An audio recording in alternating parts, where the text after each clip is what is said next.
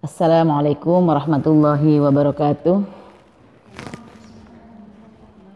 Bismillahirrahmanirrahim. Ila asyrafin nabil Mustafa Muhammadin sallallahu alaihi wasallam wa ala alihi wa azwajihi wa dzurriyyatihi minal anbiya'i wal mursalin wa ala alihi wa sahbihi ajma'in. Wa sallallahu alaihi wasallam.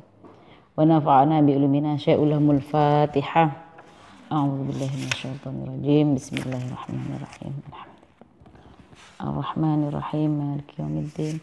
Iyyaka na'budu wa iyyaka nasta'in. Ihdinas siratal mustaqim. Shiratal ladzina an'amta 'alaihim ghairil maghdubi.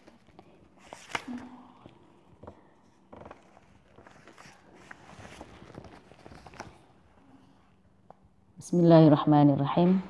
Aqdun nikahi. Bab menerangkan tentang akad nikah. Waqdun nikahi yahtaju ila mazid ihtiyatin wa tathabbutin ala ghairihi minal uqudi nadharan lima yatarattabu alal ikhlali bi syartin min syurutihi. Dalam akad nikah itu diperlukan ila mazid ihtiyatin wa tathabbutin, diperlukan dengan kehati-hatian dan ketelitian dibandingkan dengan akad-akad yang lain, karena terdapat konsekuensi hukum yang berlaku jika tidak terpenuhi syarat-syarat atau rukun-rukun walau hanya satu. Jadi harus dipenuhi semua syarat-syaratnya. Kalau akad nikah harus terpenuhi. Jadi akad nikah itu diperlukan sangat ketelitian, kehati-hatian dalam semua syarat-syaratnya, harus terpenuhi semuanya. Beda dengan lebih dibandingkan dengan akad-akad yang lainnya. Syurutun nikahi, syarat-syaratnya nikah. Jadi kita harus mengikuti ini, harus diperhatikan banget, harus dilaksanakan syarat-syaratnya nikah supaya akad nikahnya itu bisa sah. La yasfihu aqdun nikahi, tidak sah akad nikahnya seorang illa biwaliyin, kecuali dengan adanya wali. Jadi akad nikah itu tidak sah jika tidak memenuhi beberapa syarat. Di antaranya yaitu harus ada wali. Harus ada wali dan ada dua saksi.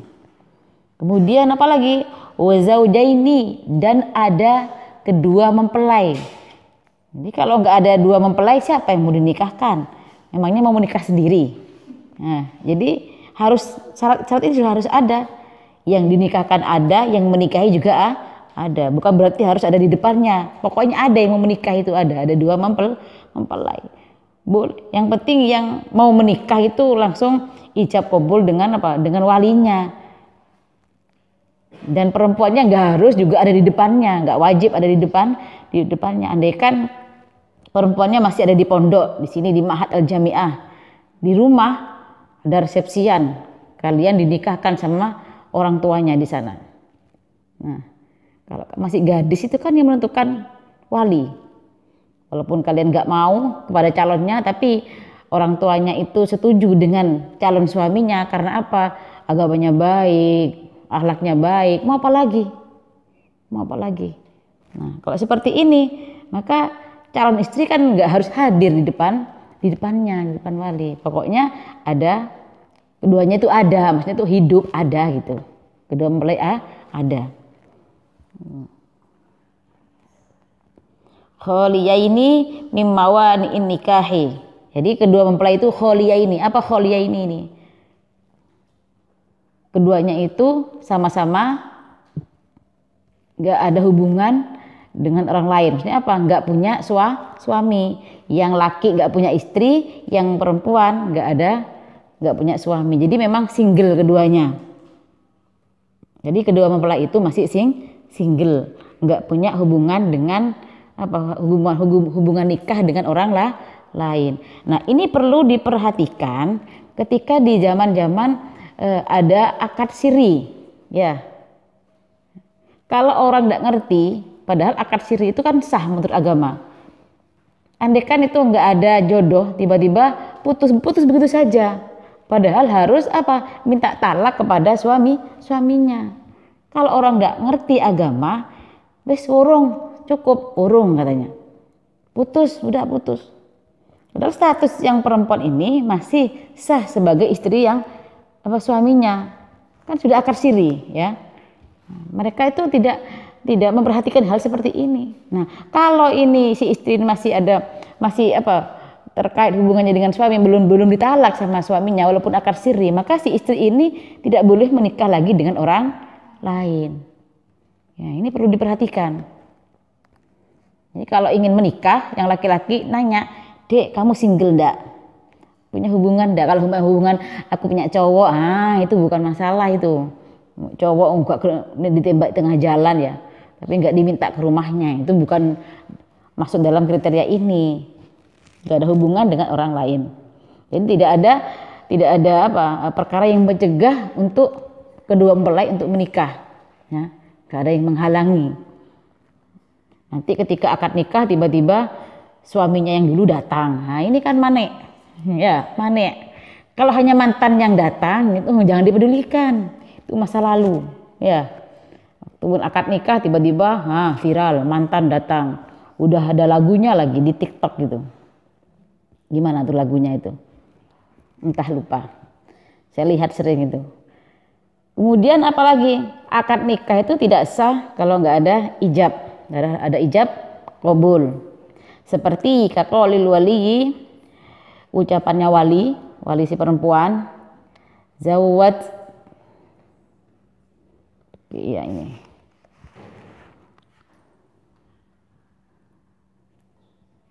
Zawwatuka au angkahtuka ibnati.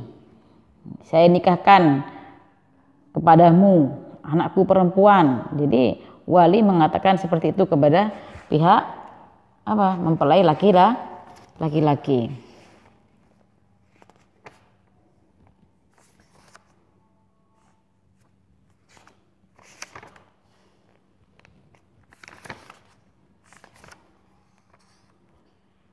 Jawatuka ungkahtuka ibnati, saya nikahkan padamu ibnati, anakku. Kemudian ada qabulnya, kaqauli zauji qabiltu nikahaha, qabiltu tazwijaha. Padahal nikahaha sama tazwijaha itu sama ya, menikahkan, mengawinkan. Tapi kadang dalam akad itu disebutkan dua-duanya, angkahtuka wa jawaztuka ibnati, ini. Qabiltu nikahaha atau tazwijaha, si ini bil mahri madkur halan, seperti itu. Atau dikatakan qabiltu hadan nikah, qabiltu hada tazwid, bisa. Jadi ada ijab qabul ya, ada penyerahan, ada penerimaan. Nah, ini perlu diperhatikan sekali. Wa yajuzu lil muslimi ayatazawwaja minal muslimati wal yahudiyati wan nasraniyati. Boleh seorang laki-laki muslim menikahi perempuan muslimah. Jelas itu ya. Jelas. Kemudian boleh seorang laki-laki muslim menikahi perempuan Yahudi, perempuan Nasrani ya, walaupun bapaknya itu belum masuk Islam. Tapi anaknya nih wala yajuzu, tapi yang tidak boleh perempuan muslimah ya menikahi laki-laki yang tidak muslim. Itu enggak boleh. Tapi kalau laki-laki harus menikahi perempuan yang muslimah, boleh menikahi perempuan yang Yahudi, Nasrani, sekarang enggak ada lagi sudah keturunan Nasrani Yahudi ya. Walaupun walinya belum masuk Islam. Tapi kalau perempuan muslimah itu tidak boleh menikahi laki-laki yang bukan muslim. La yajuz. Enggak boleh. Bighair muslim, tidak boleh menikahi laki-laki yang belum muslim. Nah, seperti itu.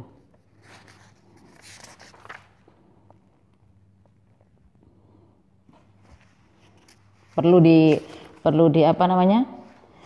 diperhatikan. Wali sekarang itu ada walinya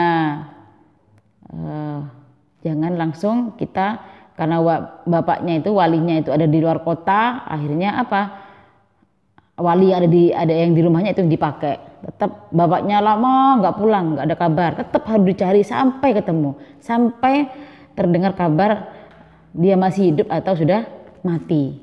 Tetap walinya kalau masih punya bapak harus bapaknya. Jangan langsung tiba-tiba pilihan bapak nggak ada berarti saudaranya, kalau udah kakeknya, nggak boleh seperti pamannya gitu, nggak boleh. Harus berusaha dulu sampai ketemu, harus tahu kabarnya dulu baru kita mengambil tindakan. Kalau sudah mati berarti nanti kerabat yang terdekat, nanti ada urutannya, ada dijelaskan di belakang urutan wali. Yang pertama siapa, kalau ini mati berarti siapa. Kalau saudaranya, saya punya saudara laki-laki 2, berarti gimana, yang mana ini yang lebih diutamakan yang jadi wali? Kalau bapaknya udah meninggal, punya saudara laki-laki, berarti siapa dulu? Dicari 2 ini, dipertimbangkan mana yang lebih mengerti ilmu agama, ilmu fikihnya. Ambil yang lebih pinter, yang lebih mengerti, itu yang diambil. Andai kan kakak beradik, tapi kakaknya nggak bisa, adiknya yang lebih mengerti, maka ya ambil adiknya yang udah balik loh ya, bukan anak kecil. Ada aku punya adik tapi anak kecil laki-laki, nggak boleh karena belum balik. Penting itu, perlu diperhatikan sekali. Wa yasihu al-aqdu bi ayyi lughatin min al-lughati, lakin yushtaratu ay ya'rifa asyahidani al-lughata allati yujri biha al-waliyyu al-aqda. Nah, ini bisa sah akad nikahnya itu dengan berbagai bahasa, boleh bahasa apa saja, bi ayyi lughatin. Tapi disyaratkan apa? Kedua saksi itu ngerti apa yang diucapkan. Akadnya itu saksi ini yo ngerti. Engkau omong Inggris, tapi kedua saksi tidak paham. Tiba-tiba sah. Sedangkan dia nggak ngerti apa yang diucapkan. Yang melaksanakan akad itu. Jadi bapaknya si wali itu kan mengakadkan anaknya. Maka kedua saksi ini harus tahu apa yang diucapkan oleh wali. Bahasa apa yang digunakan harus yang dimengerti oleh kedua saksi. Jadi kedua saksi itu juga nanti ada kriteria saksi yang bagaimana yang boleh jadi saksi untuk di akad nikah. Gak sembarangan saksi bisa jadikan untuk saksi akad nikah. Nah, jadi kalau kedua saksi ini tidak mengerti bahasanya wali, ya tidak sah. Makanya disyaratkan bahasa yang digunakan itu dimengerti oleh kedua saksi. Nah, jadi qabul lah seperti perkataan orang calon suami, ya tadi itu sudah dijelaskan. Angkah tuka, walinya bilang seperti itu, nanti si laki-laki qabil tu nikah wa tazwijaha ila akhirih. Sekian penjelasan dari kami, nanti kita bisa dilanjutkan lagi dengan bab-bab yang lainnya. Karena waktunya sudah habis, maka kita tutup sampai di sini. Mudah-mudahan apa yang kita pelajari bermanfaat bagi kita semuanya. Wabillahi taufik wal hidayah. Assalamualaikum warahmatullahi wabarakatuh.